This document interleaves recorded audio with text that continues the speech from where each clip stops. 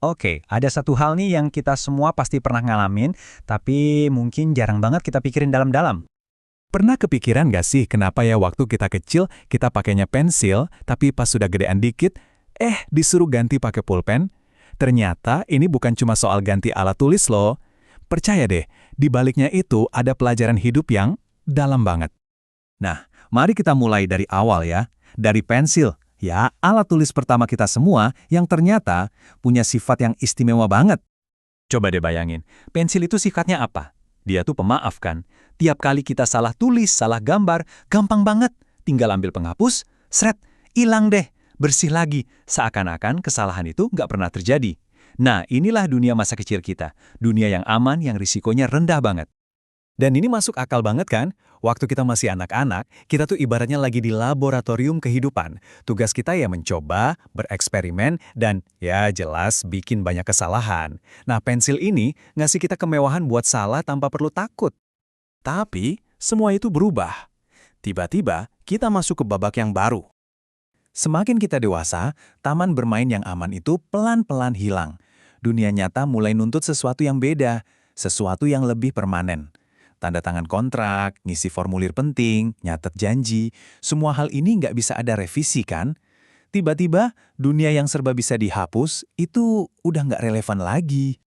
Nah, disinilah perbedaannya kelihatan jelas banget. Kalau pensil itu pemaaf, pulpen itu permanen. Pensil itu komitmennya rendah, pulpen komitmennya tinggi. Konsekuensi dari goresan pensil bisa dihapus, goresan pulpen final.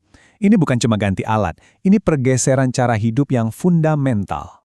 Dan inilah intinya teman-teman, waktu kita pakai pulpen, kesalahan itu jadi nyata. Nggak bisa lagi kita pura-pura nggak terjadi.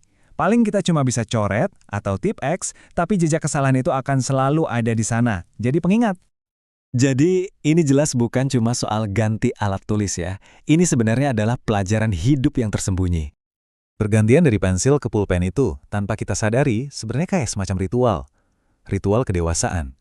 Ini nandain cara kita melihat sebuah tindakan dan konsekuensinya itu berubah total. Sederhananya gini deh, momen kita ganti ke pulpen itu adalah momen di mana kita secara simbolis lagi diajarin soal tanggung jawab. Terus apa sih tanggung jawab itu kalau kita ngomongin konteks ini? Yaitu tadi, kesadaran kalau setiap tindakan kita, setiap pilihan yang kita ambil, itu bakal ninggalin jejak.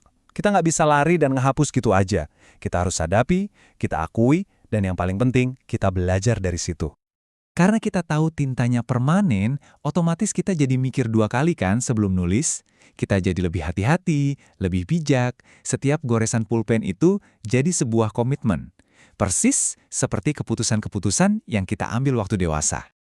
Dan analogi ini nggak berhenti di alat tulis aja loh. Ini mencerminkan semua jejak yang kita tinggalkan dalam hidup. Karena pada akhirnya, ini udah bukan soal kertas dan tinta lagi. Ini adalah cerminan dari seluruh perjalanan hidup kita. Jadi bisa dibilang gini, masa kecil itu dunia pensil, masa-masa latihan. Di mana kita boleh salah, boleh hapus, coba lagi. Tapi masa dewasa, nah ini dunia pulpen. Ini pertandingan yang sesungguhnya. Di mana setiap langkah, setiap goresan itu diperhitungkan dan nggak bisa ditarik kembali. Makanya, lain kali pas Anda megang pulpen, coba deh ingat ini. Alat yang kelihatannya sepele ini sebenarnya pengingat buat kita semua. Pengingat bahwa tindakan kita tuh punya bobot, punya sifat permanen, dan kita harus cukup berani untuk membuat setiap goresan keputusan dan menanggung apapun hasilnya. Nah, setelah kita bongkar filosofi di balik pensil dan pulpen, sekarang giliran Anda. Coba deh lihat sekeliling, benda sehari-hari apa di hidup Anda yang ternyata punya makna yang lebih dalam dari kelihatannya.